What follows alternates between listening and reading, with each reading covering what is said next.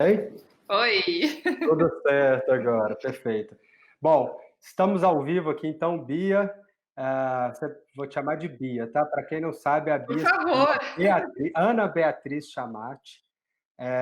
Vou só falar aqui um pouco. Então, essa live, o nome da live é Práticas Parentais ou Familiares, na verdade, que facilitadoras da aprendizagem. Eu sou o Saulo Velasco, da Lupa Educação Ampliada, e a nossa convidada especial de hoje é a Ana Beatriz Chamati, que eu vou chamar daqui para frente de Bia. A Bia vai se apresentar também rapidamente, mas só falando, a Bia é uma psicóloga infantil de grande reputação. Ela trabalha há bastante tempo também com orientação parental, e eu acho que essa foi a principal razão pela qual nós convidamos a Bia aqui. E ela também, você ainda coordena, Bia, o curso de orientação parental e terapia infantil no Paradigma? Conta um pouco aí de você, antes da gente começar. Vou contar. Obrigada pelo convite. E sim, me chamo de Bia, por favor. Então, a gente hoje o curso eu coordeno, né? Estou na coordenação. O curso de orientação parental infantil virou um só. Então, a gente está no 3º ano com o curso e estou coordenando sim o curso no Paradigma e também o curso no IPQ, no HC de Desenvolvimento Humano, Infância e Adolescência. Legal. Então, a gente se cruzou aí em vários momentos, né, Saulo? E teve um bom tempo aí de, especificamente, trabalhando bons anos com habilidades de estudo, né? Então, eu tive 6 meses de Green School, que eu acho que enfim, para mim foi um período bem especial. E acho que além da orientação parental e desse trabalho, eu tenho um pé grande com educação e de estudar a educação e né, análise de comportamento junto com esse viés aí também. Então, acho que é isso. Atendo, né, faz atendimento clínico e atendi muito em casa, tanto pelo pró-estudo na época, né? E também pelo atendimento com o lado clínico mesmo, fazendo atendimento em casa. Legal. Isso é legal a gente falar um pouco, né? A gente meio que trabalhou junto, né? A gente chegou a trabalhar junto. A Bia, a gente trabalhou junto no Pró-Estudo, né? Um tempo. O Pró-Estudo é uma instituição que também trabalha, assim como a Lupa, com desenvolvimento de habilidades acadêmicas, habilidades de estudos. Foi lá que a gente se conheceu mais, eu acho, né?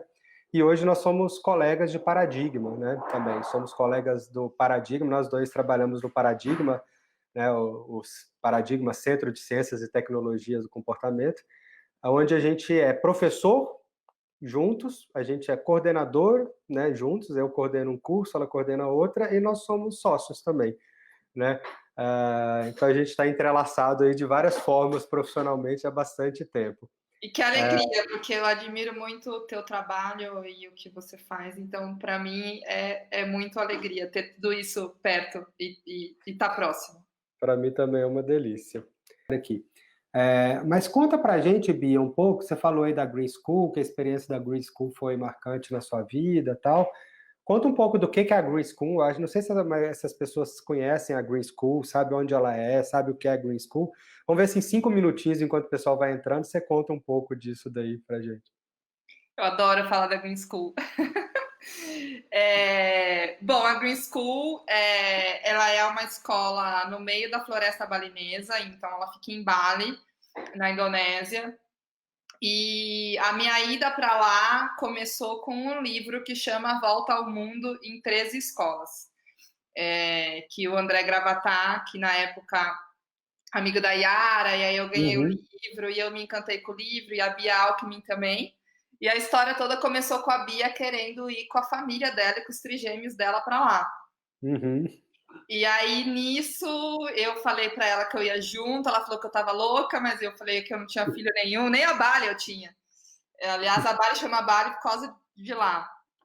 E aí foi uma experiência, a gente foi antes de eu ter passado 6 meses lá, e aí eu foi um projeto voluntariado em que eu atuei no kindergarten mesmo da escola, né, no jardim de infância, com foco de observar salas de aula, de fazer introdução de estratégia e ferramenta para melhorar comportamento, com instruir os professores, Uhum. orientação de pais, auxílio com a coordenação. Então, eu trabalhei mesmo como psicóloga lá. Legal. E a escola, Saulo, assim, o que é muito incrível, assim, os valores da escola, eles são voltados para o respeito ao meio ambiente. Então, e as crianças, as práticas educacionais lá são muito voltadas para Uhum. esse cuidado, desde quando eles saem da escola e vão para a praia, quando eles saem da escola, observar o que tem à volta da escola, você vê os alunos pegando lixo onde quer que eles estejam, assim, do chão, que Uhum. quer que eles Uhum. vejam, seja de quem for o lixo. Uhum. Eles têm aula de empatia, eles saem andando pela escola para ter aula de empatia e ficar observando. Eu participei de algumas aulas, eu lembro de uma das aulas, a gente foi num lugar que era produção de ovos, assim. Então, aí o professor ficava perguntando para os alunos, eles sendo a galinha, como é que eles estariam se sentindo, e se eles fossem o dono do galinheiro. Então, Espetacular. é espetacular. E aí, acho que como qualquer lugar tem seus problemas, digamos assim, né? Uhum. E é uma escola que está olhando porque precisa melhorar e diz não ser perfeita. Eles têm como valores o I respect. E aí, cada uma das letras é integridade, responsabilidade, Uhum. cada uma das letras tem um significado. Então, tem um lado emocional muito, muito presente, desenvolvimento emocional. Uhum. Tem lousas que são para-brisa de carro velho e a escola Uhum. inteira feita de bambu. Não tem limite de paredes na escola, ela não tem Uhum. limitação. Os pais Perfeito. são muito presentes, então é uma escola. Eu lembro no jardim de infância, eu tava. Tinha umas formigas comendo um açúcar, alguma. Não, tinha umas formigas, várias formigas no canto lá, e as crianças chamaram a professora falando: ah, tem formiga aqui, tem formiga aqui. Aí a professora foi lá, pegou um pouco de açúcar, colocou junto com as crianças num potinho e escreveu: cuidado, comida, formigas comendo. Então, era sapo, era formiga, era tudo, era vaca, era pato, tudo, tudo presente. Demais, É. demais. Não, muito legal. Legal você falar, porque é isso. Eu acho que muita gente não conhece. Eu acho que eu adoro ouvir as histórias da Green School. Então vamos lá. A gente No meu deu. site sobre a Ah, escola, legal. de quando eu estava lá. Depois, no final, você fala o seu site para o pessoal ficar bem, né, para te procurar lá. Eu acho bem legal mesmo conhecer, porque eu acho que, enfim, nós dois temos um interesse muito grande pela educação e lá é um modelo muito interessante de educação, né, em todos os aspectos. Bom, acho que a gente fez esse enrolar, a gente enrolou um pouco contando essa história, né, para as pessoas irem entrando e tal, mas vamos ao assunto da live, né? O objetivo hoje é a gente discutir um pouco como que as práticas parentais elas podem tanto facilitar a aprendizagem, ou seja, como que os pais podem de alguma forma contribuir para o desenvolvimento escolar, acadêmico dos seus filhos, e a gente vai discutir também um pouco, enfim, a gente vai começar a discutir um pouco o papel dos pais na aprendizagem, o papel dos pais no desenvolvimento da vida escolar dos seus filhos, da família, né, de maneira geral. Depois, eu acho que um ponto legal da gente entrar é a gente trazer algumas questões, por exemplo, onde os pais geralmente erram, às vezes eles erram inclusive tentando acertar, né, mas onde, né, que efeitos, né, negativos tem algumas práticas parentais, pensando, acho que bastante nisso que eu falei agora, né, acho que a gente não está aqui para ficar ditando regras e culpando pessoas por nada. Eu sou pai e isso não impede que eu erre, que eu cometa erros diariamente, né, e que eu veja que muitas coisas que eu ensino para as pessoas, às vezes eu tenho dificuldade de aplicar no meu dia a dia, na minha família, né? Portanto, de forma alguma a gente quer que essa live seja para trazer para as pessoas alguma culpa de que não está sendo um bom pai, pelo contrário. chamar atenção para algumas práticas que às vezes a gente, sem saber, porque a gente não faz escola de pais, a gente aprende a ser pai, a maioria pai e mãe, né? No momento que um filho nasce, né? As pessoas simplesmente não nos ensinam como agir, como sermos bons pais. E a gente vai ver que muitas das práticas que a gente vai colocar aqui são práticas que a maioria as práticas que quando eu falar quando os pais erram, a gente vai ver que muitas vezes essas são práticas que os pais implementam achando que estão ajudando, que estão fazendo o melhor para o filho, né? Nesse momento. A gente vai discutir um pouco dos efeitos disso no próprio filho, na própria criança, tal. Né? E aí, por fim, eu acho que a gente podia caminhar por como os pais podem ajudar os filhos a aprender melhor, ou como os pais podem ajudar os filhos a serem autônomos na escola, enfim, a gente passar por isso, né, em geral. Então, retomando, de novo, só antes da gente começar, não estamos aqui para culpabilizar ninguém, a gente está aqui para ajudar, né, e fazer um papel que eu gostaria de ter tido antes de ser pai, né, que alguém fosse lá e me desse umas dicas. E, de novo, mesmo sabendo tudo isso que eu estou falando, como que a gente vai discutir hoje aqui, isso não significa que eu também não esteja tendo dificuldades, especialmente nesse momento agora, em que eu tenho um filho de 5 anos, que é o Francisco, que daqui a pouco ele aparece aí.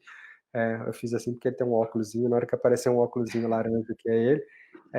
E agora, eu acho que uma coisa importante da gente falar também, Bia, já vou te dar a palavra, é que muito do que a gente vai dizer hoje se aplica a qualquer situação, né, né, cotidiana. O papel dos pais a gente vai falar de forma mais abrangente, como a família lida com o estudo, qual o papel do estudo e do conhecimento dentro da vida familiar. Mas eu acho que a gente está vivendo, a Bia perguntou, a gente vai falar da quarentena? Vamos também. Porque a gente está vivendo um momento meio especial, né? A maioria dos pais está tendo um contato com a vida acadêmica dos filhos atualmente que nunca tiveram antes. Eu, por exemplo, tenho um filho com 5 anos de idade, como eu disse, que está no último ano do ensino infantil, e no ano que vem iria para o ensino fundamental 1. Eu resolvi, na quarentena, alfabetizar o Francisco. Falei, bom, o que a gente vai fazer aqui esses meses? E aí ele seria alfabetizado só ano que vem, né, na escola. E aí eu estou vivendo uma coisa que eu mesmo, né, eu sou um profissional da área de educação, e eu estou vendo que como pai é mais difícil você ter tolerância, você ter paciência com o erro, quando é o seu filho, do que quando você tem com o cliente, com a paciência, a tolerância que você tem com um cliente, um aluno, alguma coisa. E isso é uma coisa muito interessante ver. Eu tenho que ficar voltando, falar, opa, peraí, acho que eu sinalizei o erro demais, eu acho que eu insisti para que ele fizesse alguma coisa, eu sei que ele é capaz de fazer mais do que aquilo, e aí eu fico querendo puxar mais do que ele está conseguindo dar naquele momento. Então, começar fazendo essa admissão de culpa, né? Se existe culpa, todos temos, portanto, é melhor não discutir culpa. Né? Conta um pouco, a Bia é uma grande orientadora parental. Vamos começar falando aqui, como que você acha que é o papel, Bia, mais geral, assim, da família, dos pais, dentro da história acadêmica, do desenvolvimento acadêmico, né? E na própria possibilidade de aprendizagem dos filhos, né? Ou seja, qual o papel dos pais no aprender a aprender, por exemplo? Sim, eu vou até comentar, Saulo, nesse um pouco antes, dessa questão da culpabilização e o lugar que a gente está aqui, né? E você falou de você do Francisco, tem pesquisa que fala que o comportamento dos filhos na presença da mãe ou do pai, depende aí da relação, piora até 800%. Então, provavelmente para você, alfabetizar o Francisco vai de fato ser mais difícil do que para professor. E tá tudo bem. Né? Acho que, né, só complementando essa sua fala, a gente vai falar aqui, né, bastante sobre como desenvolver essas habilidades, e um tanto sem regra, né? É a nossa experiência, é o que a gente estuda enquanto ciência, né? Mas a gente está aqui para abrir o coração e para acolher ao mesmo tempo, ainda mais nesse momento. Então, acho que queria só complementar. Legal. E aí, pensando aí, eu adorei te ouvir falar do aprender a aprender, né? Eu amo essa frase, assim, o aprender a aprender, como é que a gente se disponibiliza. Eu acho, Saulo, assim, o que eu vejo em termos de educação contemporânea, eu olharia muito para a questão da horizontalidade nas relações.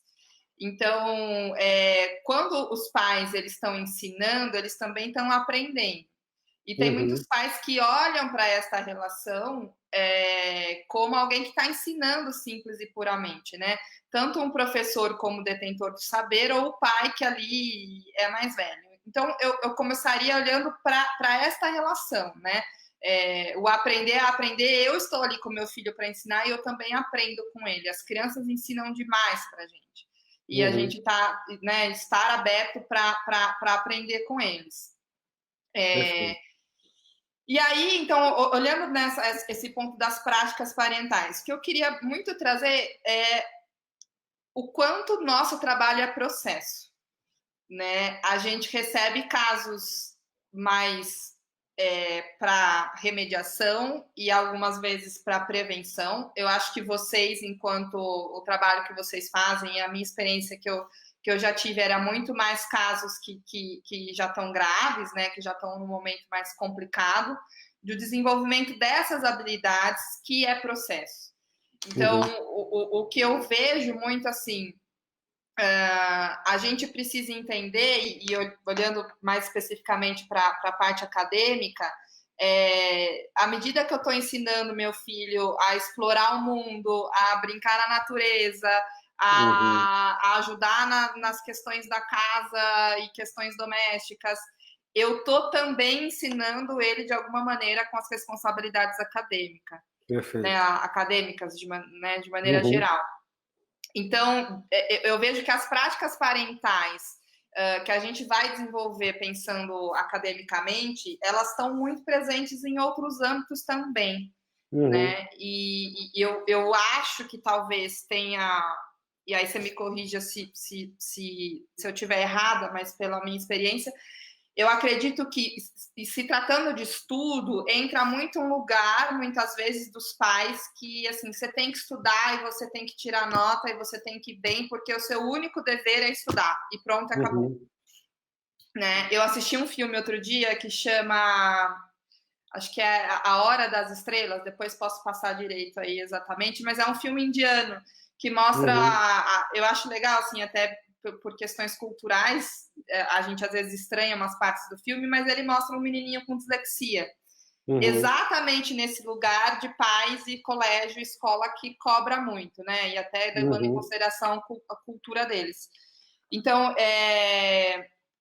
acho que aí, pensando que, de maneira geral, as práticas parentais dos estudos estão envoltas com esses outros aspectos e esses outros olhares, acho que tem um plus aí da questão da exigência, né? Eu não vou ter, talvez eu não tenha pais que são tão exigentes se eu arrumar a cama, só jogar o lençol por cima, ou se eu nem arrumar.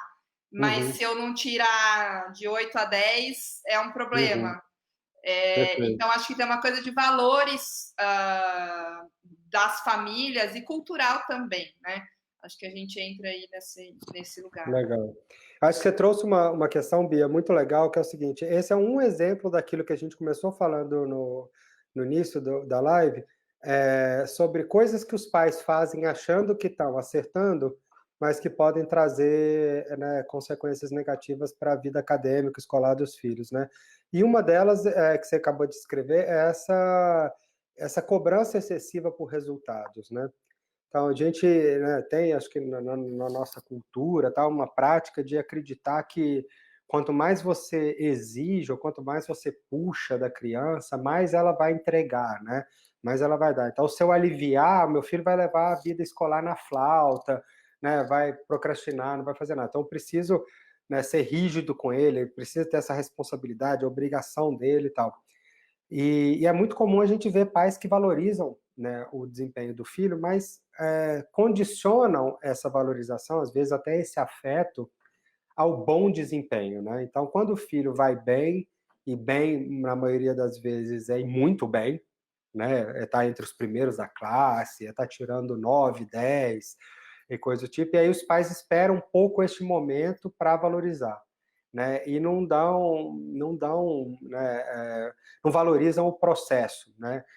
Enquanto o filho está ali aprendendo coisas, ele está menos interessado no que o filho está aprendendo, nas perguntas que o filho está fazendo sobre a vida, sobre a realidade, na curiosidade dele, na relação que ele tem com o estudo, o que ele gosta, o que ele não gosta, e estão preocupados basicamente com a nota final que vai ser apresentada ali naquele boletim, a despeito do que tem acontecido, né? E acho que outra coisa interessante que você falou, que eu acho legal também, que você falou e me lembrou, é uma coisa muito curiosa, assim, né?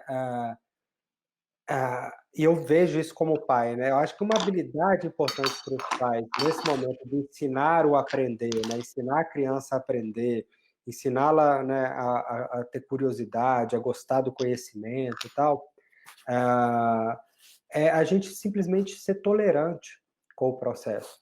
E eu acho que essa tolerância é uma coisa que é difícil para a maioria dos pais. Eu me coloco nesse papel também. Ou seja, nós conhecemos o potencial do nosso filho. A gente sabe o que eles seriam capazes de fazer. E às vezes a gente é exigente em termos de qualidade, né, do que eles estão fazendo, porque a gente acredita que eles conseguem fazer melhor do que aquilo que eles estão fazendo. Mas, na verdade, se eles estão apresentando aquilo naquele momento, ou seja, estão... De novo, estou alfabetizando meu filho, né? Então, eu peguei a cartilha Caminho Suave, que é uma cartilha que foi utilizada para alfabetização de crianças no Brasil, acho que por 50, 40 anos, sei lá, hoje já não é mais, nas escolas públicas, muitas pessoas devem ter sido alfabetizadas com a cartilha Caminho Suave, e o Francisco agora está aprendendo a escrever com letra cursiva, que ele já sabia as letras, tudo, mas ele fazia bastão, e a Caminho Suave é com cursiva. E aí, às vezes, eu fico ali meio sem paciência, porque eu vejo que ele é capaz de fazer as letras cursivas direitinho, mas aí ele faz de qualquer jeito. E eu acho que essa tolerância com o processo é uma coisa importante, né? Ou seja, a gente valorizar o fato dele estar ali sentado fazendo. Não importa naquele momento se ele está atingindo o nível de precisão, o nível de qualidade que eu espero que ele atinja, o ideal, ou que eu acredito que ele tenha potencial para atingir. E às vezes a gente força, a gente dá dicas demais, a gente quer pegar na mão e fazer junto, a gente perde um pouco a paciência por conta dessa falta de tolerância aí com essas dificuldades, né? E acho que aí é mais fácil para o professor ser tolerante do que para o pai ser tolerante, né? Ou para o terapeuta é mais fácil do que para o pai, para a mãe, tal. Tem alguma coisa aí, né? Sim, eu acho. Eu vou só falar o nome do filme, Como Estrelas na Terra. Obrigada quem mandou o nome do filme que eu citei. Eu olharia, Saulo, acho que você falou de tolerância, né? Uhum, Eu incluiria aí interesse. Eu acho uhum, que, por vezes, os interesses deles são colocados como não importantes. Então, o perfeito. interesse ou o sofrimento, né? Uhum, A criança vai estar, talvez, interessada em ver a Joaninha andando e ver o que acontece com ela. E você está lá correndo no dia a dia e não vai querer olhar para aquilo ali, ou não tem tempo. Né? A gente perfeito. acho que fica muito nessa. Então, o interesse por esse aprendizado, por esse processo, junto com a paciência que isso está trazendo aí a tolerância. Uhum, Então, eu vejo muito, eu vou terceirizar porque eu não tenho paciência para fazer. uhum, Então, é interesse por essa. Eu, muitas vezes, né, quando eu converso com os alunos, em supervisão e em aula, eu escuto com frequência algo assim, mas eu estou só brincando quando eu estou ali. uhum, Mas se uhum, você não está deixando de lado a análise funcional, uhum. se tem função aquela brincadeira, é aquilo ali que a criança precisa. E às vezes você está olhando para isso de uma maneira não dando importância porque é importante para ela, porque pode ser que seja simples. Perfeito. Por vezes é complexo também. Então, Uhum. eu acho que eu acrescento aí fortemente a questão do interesse, né? Interesse por este processo. Legal. E aí, você trouxe aí esse ponto da nota e me veio muito assim forte o foco no resultado. Então, a gente Uhum. também tem uma cultura você precisa me dar este resultado aqui. Uhum. E isso é o seu único dever. É isso que eu preciso que você faça. Então, isso eu vejo há muito tempo, e ainda nos casos que eu atendo, seja alguns que envolvem alguma questão de estudo ou não, e os que a gente atendeu muito tempo com esse foco de desenvolvimento, de hábitos de estudo. E aí, o que eu vejo muito... a sua única responsabilidade é sentar e fazer a sua lição aí agora, seja ela online ou não, salvo, como falamos desde o começo, esse período de quarentena é especial, né? Então, estou trazendo aqui de uma maneira geral, mas a sua obrigação aí é me entregar esse resultado.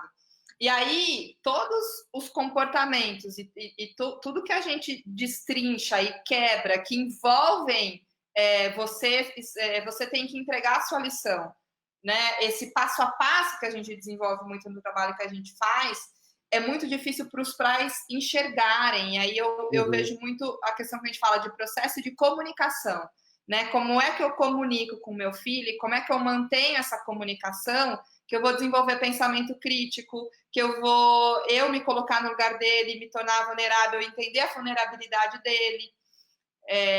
Então eu vejo muito a maneira com que muitas vezes eles estão dizendo isso é com agressividade, ou é de uma maneira...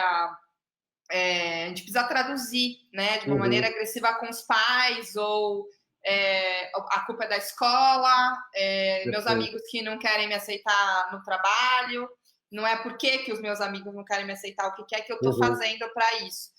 Perfeito. Então, eu vejo muito esse foco de resultado, sem conseguir, a gente está chamando de processo, mas entender todos esses comportamentos que envolvem, e às vezes eles não sabem fazer.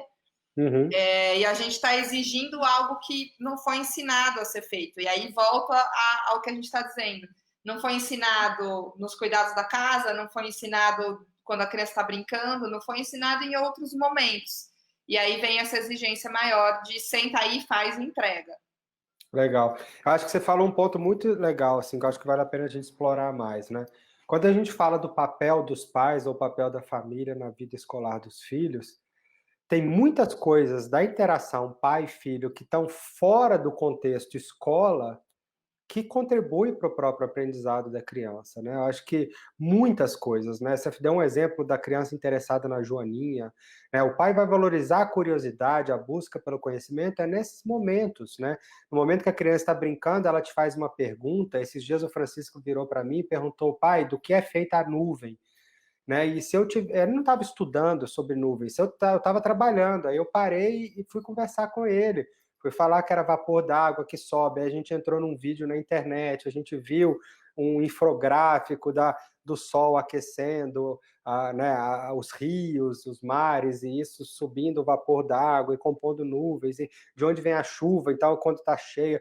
Então, esses momentos assim do dia a dia, uma pergunta que o filho faz, momentos em que o filho me faz uma pergunta e eu, ao invés de responder imediatamente, eu mostro para ele que eu não sei, e que tudo bem não saber, mas vamos pesquisar junto, né? Vamos abrir aqui na minha época de infância, minha mãe fazia comigo a enciclopédia. Vamos abrir a enciclopédia, vamos achar uma resposta para isso num livro, vamos pesquisar. Hoje a gente tem a internet e tal. E eu diria até, desculpa te interromper, Saulo, mas até antes disso, assim, do que você acha que é feita a nuvem? Né, trazer assim do que está passando na cabeça deles, para a gente entender esse universo deles, que é lindo, é maravilhoso, é muito rico. Perfeito, exato. E valorizar o que ele trouxer, né? Eu acho que isso é um ponto. Sim. E acho que outras coisas, assim, vou pensar, então, acho que falar um pouco aqui das coisas que tangenciam um pouco o estudar em si, ou a vida acadêmica em si, mas que de alguma forma afetam o modo como as crianças vêm aprender o desempenho dela acadêmico. Por exemplo, vou citar alguns pontos e a gente desenvolve, tá? Acho que uma das coisas que eu acho interessante, a própria organização da família, organização da casa, eu acho que é um ponto interessante para se pensar, né? Dificilmente uma família que é totalmente desorganizada, que não tem hora para nada, que não sabe onde ficam as coisas, né, que se atrapalha nos compromissos, vai conseguir produzir, né, educar uma criança que seja organizada com os estudos, que vai seguir rotinas, né, que vai cumprir as demandas, né, tal. Então, acho que esse é um ponto, acho que a organização da casa. Uma outra coisa que eu queria que também se explorasse um pouco, para a gente continuar, é um pouco sobre a relação de coerência e consistência entre regras e combinados que a família estabelece no dia a dia, ou seja, como as regras são estabelecidas, como os combinados são feitos, especialmente como que os pais seguem ou não os combinados que eles fizeram com os filhos, né? A consistência naquilo que é proposto, tal, que impactos que isso poderia ter depois na vida escolar, eu acho que tem uma questão aí. E uma outra, só para não pipocar muitas possibilidades, é como que a família geralmente acolhe dificuldades da vida da criança, né? Como quando ela está com dificuldade em alguma coisa, ela traz uma dificuldade, como que os pais reagem, como que os pais respondem a essa dificuldade, né? Eles acolhem essa dificuldade, eles vão escutar essa criança, eles vão tentar produzir, fazer com que ela gere soluções, valorizar as soluções que ela vai trazer. Então, vamos falar um pouco disso e aí a gente entra depois em alguns outros pontos. Não sei se você pegou tudo, mas eu falei um pouco da organização geral da família, coerência de regras, acolhimento de dificuldades e tal. Tá, essa questão de consistência com as regras, né? Acho que é um dos pontos bem relevantes, assim. Frequentemente, a gente pensando na relação fazer, né, dizer fazer. Então, o que é que os pais dizem que de fato na prática acontece? E aí, o que eu diria muitas vezes a gente vê que não tem correspondência, né? Então, eu falo de uma regra que não tem correspondência na prática e que é melhor que na prática aconteça do jeito que tem que acontecer e que os pais falem algo que não corresponde, né? A vida está funcionando, é melhor ele aprender na prática o que precisa ser aprendido que você fale algo que não corresponda do que o contrário, né? Porque aí ele está aprendendo, ele está lá trabalhando, está lá se desenvolvendo, está lá fazendo parte do processo, por mais que você fale algo que não corresponda àquilo, se é aquilo que precisa ser aprendido. Então, acho que aí tem um ponto importante nesse estabelecer regras, né? De que são, qual é o modelo que esses pais são, né? E aí, acho que né, a gente poderia fazer uma live só para falar disso. Obviamente tem questões, tem aspectos que sim, eu sou um adulto e eu posso fazer, né? E eu enquanto adulto, me responsabilizo pelo que eu faço, desde coisas até bebida alcoólica, fumada, entre outras coisas. Mas que modelo eu sou para esse filho, enquanto um pai que também se engaja no trabalho, que também estuda, que também participa das questões da casa, né? Perfeito. E aí a gente tem uma cultura, de novo olhando para a questão cultural, de nossas famílias de classe média alta, de ser servido, né? Então, eu já vi adolescente que a família, a funcionário da casa, prepara o lanche e, inclusive, tira o canudinho da caixinha e coloca o canudinho e entrega, assim, né? Então, o que se desenvolve em pequenas coisas. E são famílias que, muitas vezes, a gente vê essa dificuldade de estabelecer quando você solicita, né? Muitas vezes isso já aconteceu. Hora do banho. O que ele tem que fazer nesse momento da hora do banho? E eles não sabem descrever que precisa tirar a roupa, separar a toalha, o tapete do banheiro, jogar roupa no cesto, né? Então, esses processos não se encaixam. E aí, eu acho que um dos problemas que dificultam essa questão da correspondência e das regras é que, em geral, quando a gente vai olhar para a adolescência, a gente tem muito reforçadores generalizados, né? Que são os eletrônicos, dinheiro, e aí você entra, aí fica mais difícil ainda estabelecer exatamente o que é que eu estou exigindo e o que é que eu vou, o que vai corresponder com a regra. E aí eu vejo que é um momento dos pais, a gente fala muito, né, qual é o sacrifício que esses pais vão fazer. E que talvez sim você vai abrir mão de conforto seu, você vai estar num momento mais com foco no desenvolvimento desse adolescente ou dessa criança, para dar conta de processos que ficaram para trás, né? e Uhum. se engajar nessa. É muito comum você ver descrições dos pais sobre o que não está legal nos filhos e o que eles são enquanto modelo é exatamente o que eles estão reclamando que o filho está Perfeito. fazendo. E aí entra nessa questão da correspondência mesmo. Legal. Acho que você falou uma coisa que me chamou a atenção, Bia, que me fez lembrar que eu sempre, quando estou fazendo orientação parental, eu discuto e tal. E é um desafio para quem é pai, que é uma coisa que eu chamo de invalidação da autonomia. O que é invalidação da autonomia? É quando você pede a criança para fazer alguma coisa sozinha e você não tolera o erro ou você não tolera a velocidade com que ela faz. Então eu falo, Francisco, vai lá se trocar.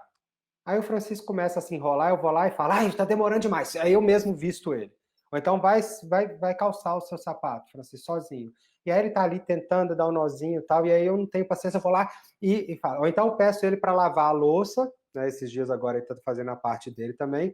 E aí, não estou falando que eu faço isso, porque isso é uma das coisas que realmente eu me preocupo muito em não invalidar a autonomia dele. Mas um exemplo seria esse: ele pega lá, lava a louça, lava mal feito, é uma criança de 5 anos de idade, e ao invés de eu valorizar o fato dele ter feito, dele ter valorizado, eu falo, nossa, você lavou igual o seu nariz, hein? Vou ter que lavar de novo. E mostrar assim. Então, eu lembrei disso na hora que você falou do banho, né? Às vezes a gente pede a criança para fazer coisas, e nesse momento o nosso objetivo tem que ser o desenvolvimento da autonomia. A gente tem que reduzir o nosso critério de exigência e pensar num princípio da análise do comportamento, nós dois analistas do comportamento, que é aproximações graduais sucessivas. A criança, ela nunca vai emitir o comportamento do jeito que a gente quer que ela faça imediatamente. E onde ela está, o que ela fizer naquele momento, a gente precisa valorizar, né?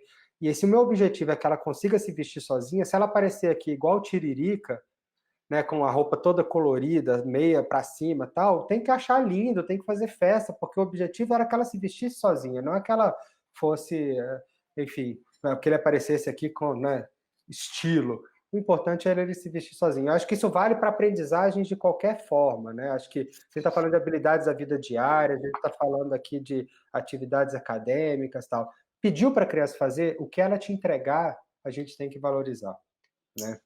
E se não for isso, né, Saulo, não peça. Não peça aquilo ali. Se ela não pode ir Exato. para a festa X da família com a roupa que ela quiser, naquele momento não vai ser o momento para ela escolher a roupa dela, né? E não vai ser ali a autonomia. Perfeito. Mas eu vejo muita dificuldade dos pais tolerarem, assim, especialmente quando está ligado a uma questão assim. Vão ver o meu filho vestido desse jeito, ou com cabelo desse jeito, ou que vai ter um olhar, um terceiro olhar ali, julgador. Eu vejo isso bastante. Eu tenho um Perfeito. texto, você falou do sapato, dessa coisa do processo, que chama A Volta do Segundo Laço, que eu escrevi falando sobre esse processo do ensinar a amarrar o tênis e o tênis de velcro. E aí Uhum. eu faço esse, né, bem em termos de processo do que a gente está dizendo. Uhum. E é perfeito, assim, né? Se você vai estar trabalhando autonomia e eles precisam, nem que assim, depois que seu filho foi dormir, você vai lá e lava o prato de novo. Tudo Perfeito. bem, né? Mas de você dar esse espaço e valorizar. Acho que o que você está Uhum. dizendo, assim, esse valorizar, a invalidação. E pensando até em estilos parentais, assim, isso aparece muito. E aí eles crescem com um olhar de que o mundo vai né? Eu tô vendo ali, o que eu tô vendo, será que eu tô vendo mesmo? Você fica Uhum. inseguro naquele processo, se você faz direito, Exato. não faz direito, você tá vendo, você não tá vendo. Então, acho que isso tem muito a ver, né? Às vezes pais perfeccionistas, Exato. mas é isso, valorizar a autonomia. Eu acho que essa história de pais perfeccionistas, né, essa valorização aí, né, só de resultados, ele tem também uma coisa que muitos pais fazem, às vezes, que é auxiliar, e agora se a gente for pensar mais na aprendizagem acadêmica, né, porque o tema da live é como os pais, né, eles podem facilitar a aprendizagem, e aí a gente não precisa se restringir à aprendizagem escolar, né, de conteúdos acadêmicos, mas ensinar o filho a aprender, né? Aprender sobre a vida, aprender as habilidades, os comportamentos que ele precisa desempenhar e tal. Mas uma das coisas que eu tenho observado muito no campo do estudo, né, da vida acadêmica especificamente, é que alguns pais, dentro desse cuidado ou desse nível de exigência muito grande, acaba tendo um excesso de ajuda no momento que a criança está desempenhando alguma tarefa, né? Seja escolar ou seja uma tarefa doméstica e tal. E um auxílio excessivo, né? A gente às vezes lida com famílias, né, com pais que realmente fazem para a criança, que dão a resposta para as crianças, quando não, escreve a lição com a própria letra, ou faz a pesquisa para a criança na internet, a criança só tem que copiar e colar, e muitas vezes achando que está fazendo bem, né? Que né? Quer que a criança fique bem na escola, quer que a criança seja reconhecida na escola, tal. Mas isso também vai ter um impacto muito grande no desenvolvimento dessa independência, né? Eu lido com muitas crianças que sem a família ao lado, né, não consegue ir bem.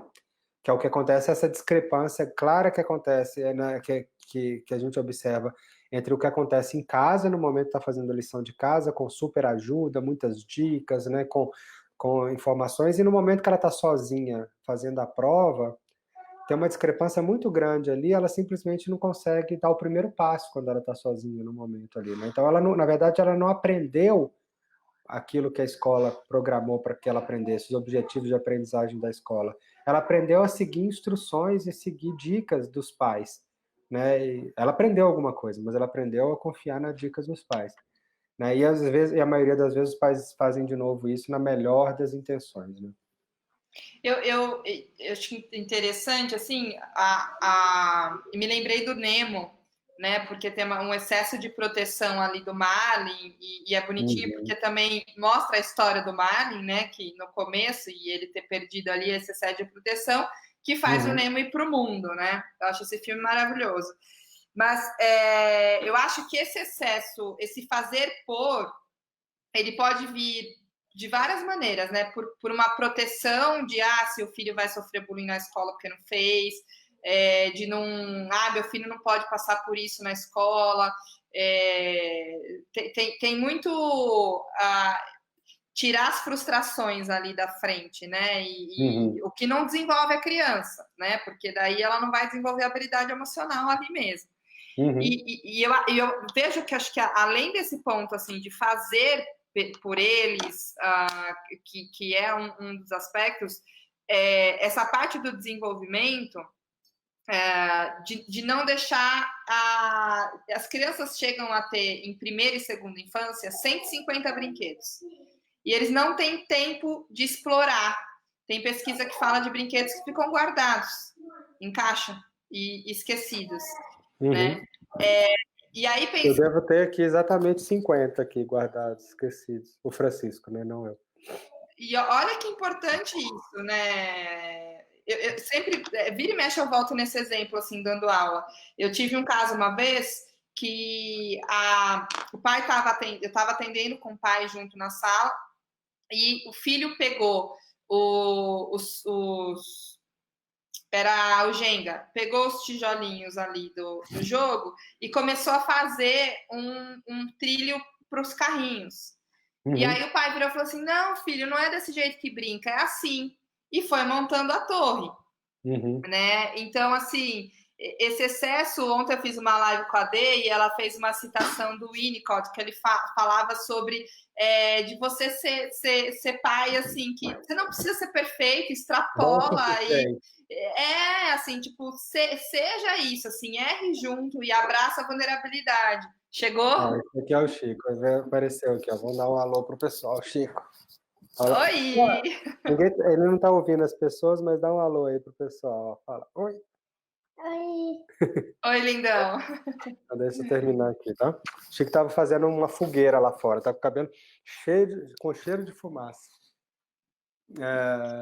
E aí, nesse processo que você está dizendo, né, de fazer por eles, o livro do Como Falar para o Seu Filho Ouvir, Como Ouvir para o Seu Filho Falar, me veio a imagem assim, do quadrinho do livro, que é o filho tentando abrir o pote de vidro, e aí a mãe lá desesperada, não dá aqui que eu abro, você não consegue. E aí o outro quadrinho dizendo, não, vira aqui, coloca assim, faz desse outro jeito, né? Dando esse passo a passo. E Uhum. aí, quando você, né, tira o pote e você tem uma super proteção, ou, né, o excesso de zelo fazer por, não dá para chegar depois e dizer agora senta aí e faz sua lição Perfeito, e entrega e tira a nota e é seu único dever na vida agora, a sua responsabilidade é essa e acabou, né? perfeito. Muito bom. Eu queria falar de mais uma coisa aqui. Antes da gente, no fim, eu queria dar algumas dicas, né? Que a gente está vendo que a gente tem Estamos no 13 minutos fim? aqui. Uau! Passa rápido. Uau! Já temos 13 minutos só.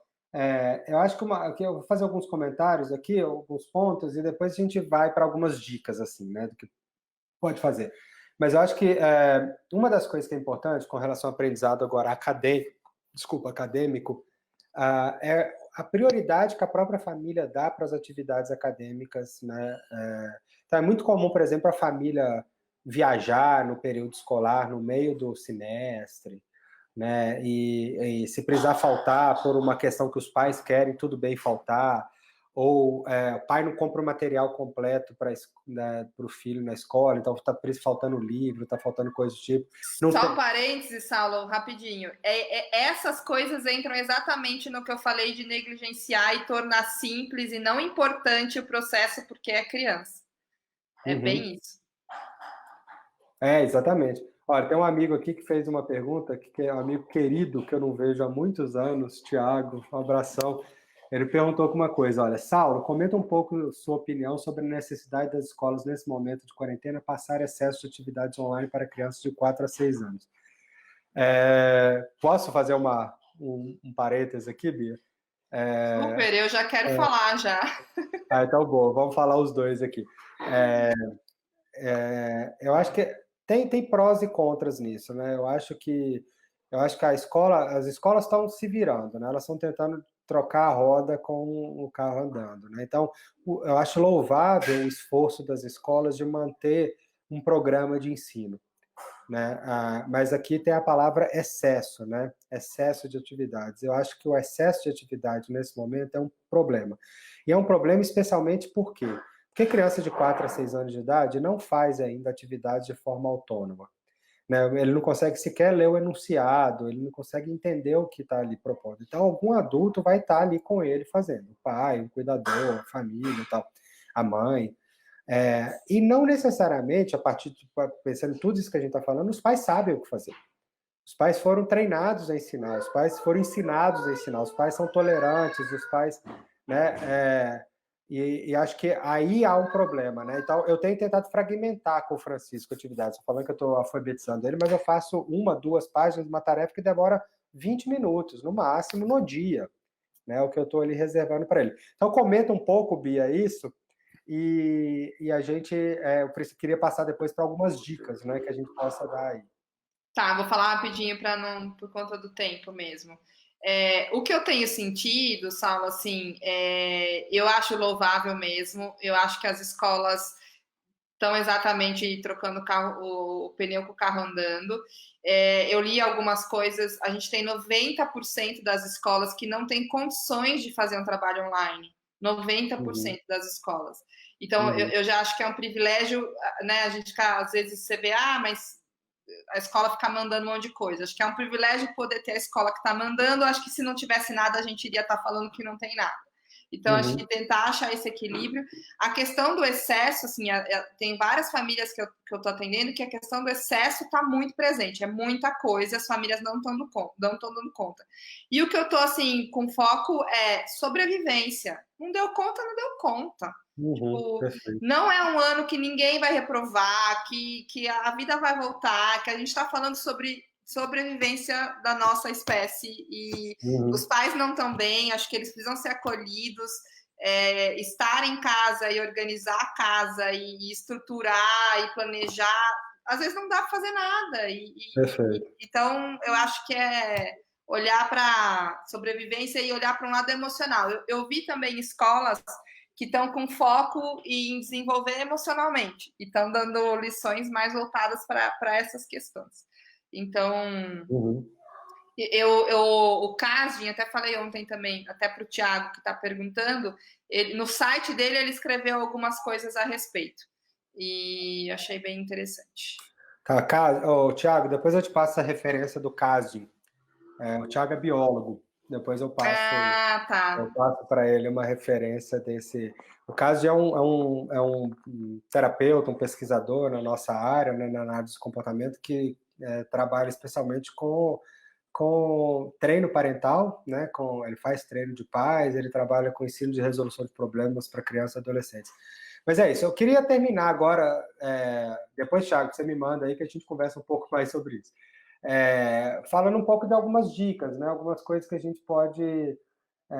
De que forma os pais podem ajudar os filhos a aprender mais, né? A gente falou um pouco de valorizar o esforço e a dedicação do filho mais do que valorizar resultados, né? Eu acho que esse é um ponto talvez mais chave de tudo, né?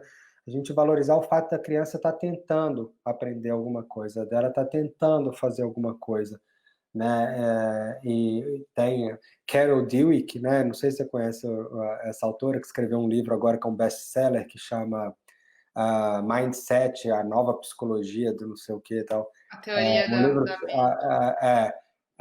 e ela tem um experimento que ela descreve, né? Não sei se é ela que realiza, não lembro, mas o experimento que ela descreve é o seguinte: eles dão para dois grupos de crianças um conjunto de quebra-cabeças para resolverem.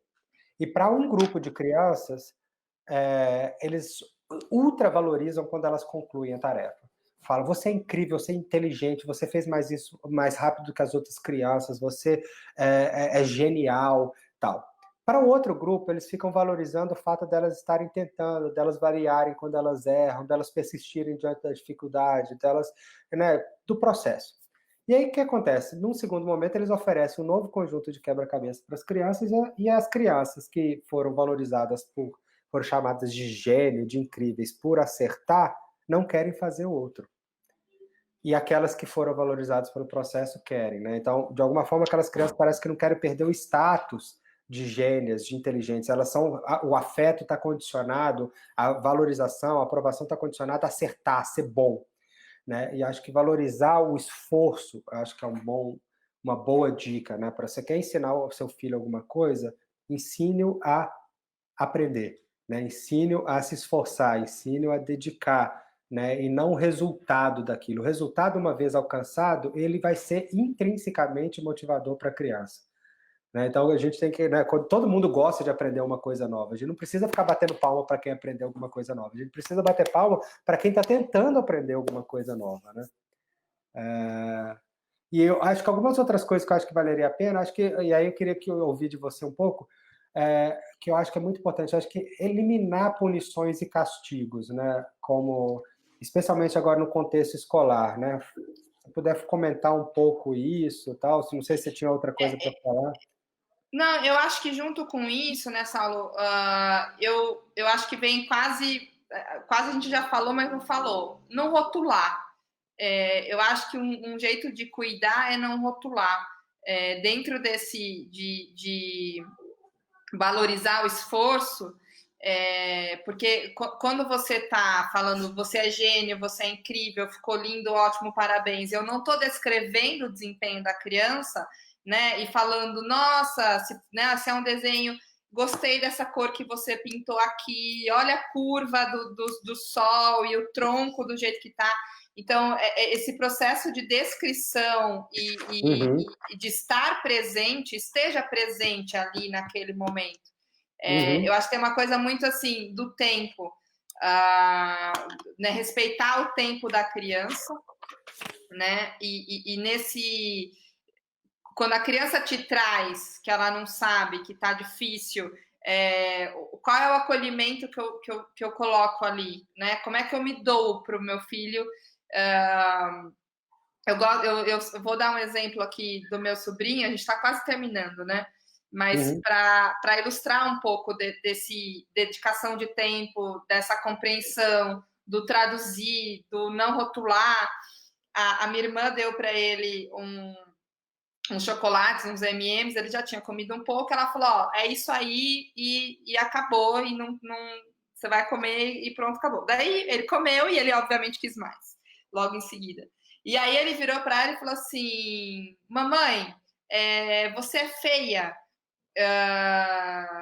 você é feia e chata, foi alguma coisa assim, né? E aí ela virou para assim, filho, ó, eu sei que você acha a mamãe bonita, é que você ficou bravo porque a mamãe não tá te dando mais chocolate.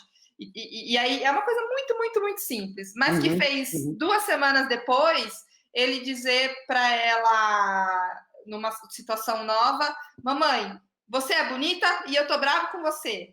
E não repetir aquilo ali. Então, esse processo de desenvolvimento emocional, do acolhimento, né? Tipo, eu já falei para você que você não vai comer mais, eu já tinha. Não vem esse, vem deixa eu ensinar para ele como é que ele vai me comunicar isso, como é que ele vai. Tudo bem você ficar chateado porque eu não tô te dando. Isso você pode Uhum, sentir. Então tem uma coisa da aceitação emocional. Você não vai controlar o que teu filho vai sentir. perfeito. E aí, nesse processo, você controla como ele se comporta, você dá modelo de como ele se comporta, você acolhe. Então, acho Uhum. que complementaria dessa maneira aí, mas a gente poderia ficar aqui até meia-noite Muito falando, massa. né? Seu Instagram, ó, minha outra filha chegou aqui. Essa é a Filó. Vem cá, Filó, A tem mais minha tá outra. aqui deitadona, às vezes Chegou pede aqui. carinho. É. Essa aqui aprende um monte de coisa errada. Mas legal, Bia. Eu acho que para a gente finalizar, assim, eu acho que a gente falou de muitas coisas importantes. Vou ver se eu elenco alguns pontos. Eu acho que, né, valorizar o processo, valorizar o esforço, ter o aprender como uma prioridade, né, na família, valorizar a curiosidade da criança, as perguntas que elas fazem. A gente, às vezes, não tem paciência para perguntas simples, né? Às vezes, a gente dá respostas ao invés de tentar ajudar a criança a achar essas respostas. A gente, às vezes, não é E isso tolerante. muito importante para desenvolver pensamento crítico. Eu vejo os pais muito fortes em dar resposta pronta, não esperar a criança pegar o brinquedo, como é que explora. Tipo, é assim, não é assim, Uhum. né? Acho que dá esse tempo Exato. aí. Exato, perfeito. E promover autonomia, né, nesse momento, acolher a dificuldade, acho que né, a criança precisa sentir que pode contar com os pais no momento da dificuldade, ela pode contar que tirou uma nota baixa, né, que ela está tendo dificuldade, não ser punida, não ser castigada por isso, né, e os pais terem esse papel aí de acolhimento, né. Acho que a gente vai cair aqui no Instagram em 1 minuto, temos 40, na verdade 47 segundos. Eu queria agradecer todo mundo que participou, várias pessoas aqui que eu conheço, tem pessoas agradecendo no Instagram, adorei Eu ver li os alguém detalhes. pedindo o texto que eu falei, ele tá no meu site é meu nome. Simples assim. Só Ana Beatriz rapidinho. Famati. E Bia, Sim. quer fazer algumas considerações finais em 30 segundos, 20 segundos? Ai, eu quero agradecer, acho. Dizer que a gente ama trabalhar com tudo isso, que acolher os pais é nosso papel também. Acho que a gente está falando muito do que a gente aplica para eles, a gente é modelo, a gente tem que fazer com os pais, a gente tem que fazer com as crianças, a gente tem que fazer na nossa vida. Acho que é isso. E Perfeito. obrigada. Um beijo para Caiu. todo mundo. Pessoal do Facebook agora que ficou, a gente vai encerrar também. Instagram já caiu. E eu acho que eu vou terminar aqui no Facebook com uma última dica da Bia, que eu acho que é fundamental. Uma das últimas coisas que ela disse.